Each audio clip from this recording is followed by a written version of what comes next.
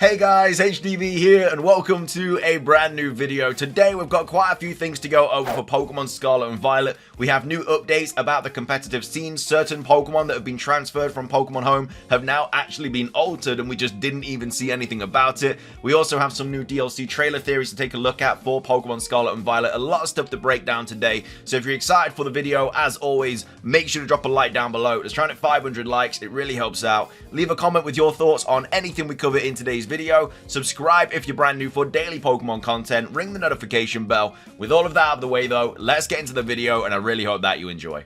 So, starting things off, let's go over the new changes to the competitive scene. Now, this is all surrounding Regieleki, which is, of course, one of the Pokemon that you can transfer from Pokemon Home into Scarlet and Violet since the latest update. Now, this was tweeted out by the Mantike saying Transistor got nerfed. It's around a 1.3 multiplier now. Dragon's Maw has seemingly been left untouched and hitting at 1.5 power still. Thanks to Charlotte for discovering and Arctic Blast 324 for helping to test it.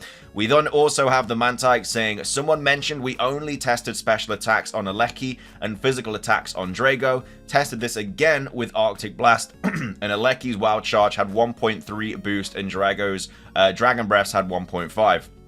The multiplier is the same for physical and special attacks. So yeah, Regieleki has been nerfed. I don't know why. I don't know if it was like really broken before. I'm not a huge player like in the competitive scene, so I don't know how good Regieleki was before. I know it's one of the fastest Pokemon, if not the fastest.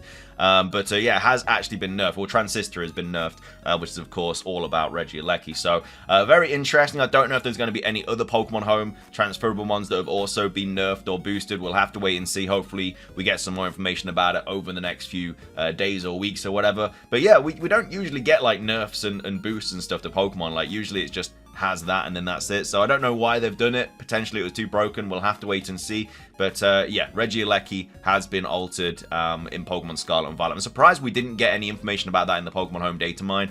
But either way, that's the latest stuff about the competitive scene. We might get some more information in the future, but for all the Regieleki fans out there, he's not as good as he was. So moving on, let's go over the DLC trailer stuff. So again, we're kind of banging on about this all the time, but it is very likely we are going to get news this month for Pokemon Scarlet and Violet's DLC, the Teal Mask, and the Indigo Disc. We have this really cool post here by Stoker0 that I wanted to go over because it just kind of goes over why we are most likely going to be getting a trailer in June. So we have Stoker here saying, I think that the next trailer for the Pokemon Scarlet and Violet DLC will almost certainly be out this month for a couple of main reasons. Now, first of all, we usually get news in June anyway, and we haven't had a lot of information since the reveal of the Teal Mask and the Indigo Disc. We obviously had this baby Terapagos form revealed in the Pokemon anime, but apart from that, we haven't had anything, literally nothing. The only gameplay we've seen are on the download cards, which isn't great.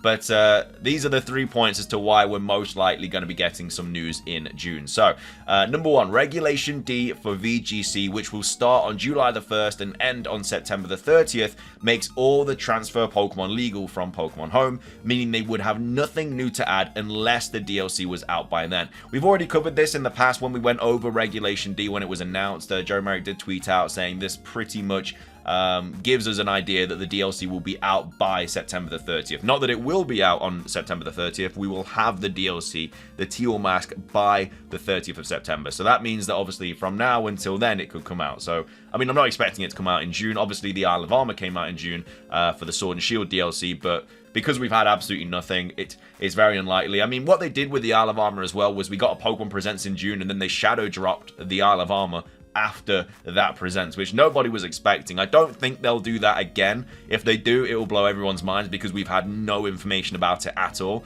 I feel like we'll have a presents this month and then we might get some more information about it at Worlds or something, because Worlds is in August. But I'm expecting it to drop around August, maybe beginning of September, and then the Indigo Disc to drop around, you know, November, December time. But this just basically says that we are going to have the first DLC pack by the 30th of September. But yeah, makes all the transfer Pokemon legal, yada yada yada, which means the DLC pretty much has to be out before September the 30th. Something similar happened with Pokemon Sword and Shield rule sets for VGC. So obviously we've had similar situations in the past. I mean, we don't have a lot to go off because Pokemon's only ever had DLC once before, which was obviously the Isle of Armor and the Crown Tundra, and that's obviously had a different release schedule as to what we're getting with the Scarlet and Violet DLC, just simply because obviously we got Isle of Armor in June, we're most likely not getting the Teal mask in June, etc.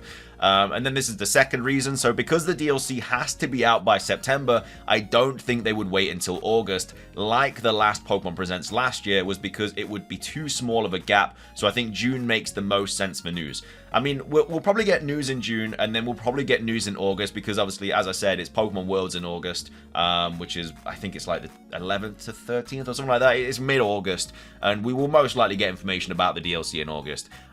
Whether we have the Teal mask by then or not, we'll have to wait and see, but it is unlikely. We'll probably get the Teal mask after Worlds, beginning of September, and then it will show a bit more information about that, and maybe a bit more gameplay on like the Indigo disc and stuff. But yeah, that's the second part. And then the third part is that having a June Presents would allow them to do another round of advertising for Pokemon Sleep, which is supposed to be out in July, if I remember correctly. I don't think they gave us an actual date or month for Pokemon Sleep. I think they just said like in the summer.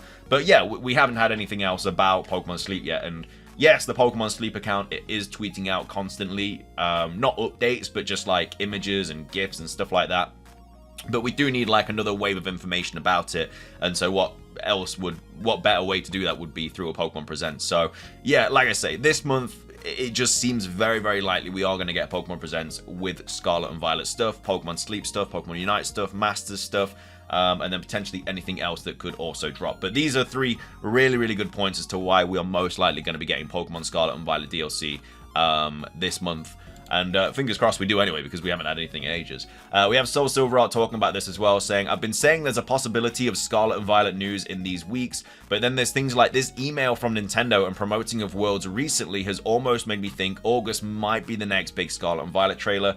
The bottom line is we're now in the window of time for the next trailer, June, July, August. At the very least, we can be 95% confident there will be some kind of news at Worlds, which is pretty normal, which is again not until August. So there's no way I just can't see us waiting from February to August for information. Like, we still haven't seen any gameplay. It'd be different if we'd got like a big trailer about it in February, but we just didn't. We got like a few Pokemon reveal, and then that was it. Like, we got a couple characters, but no game. We've not seen anything gameplay wise about this DLC. So how are they gonna make people want to buy something when there's no gameplay? We don't know what it looks like, so they have to give us more information. I think from February to August with nothing, with just radio silence barring a small Terrapagos Pokemon, it just isn't it, and I can't see that being a thing.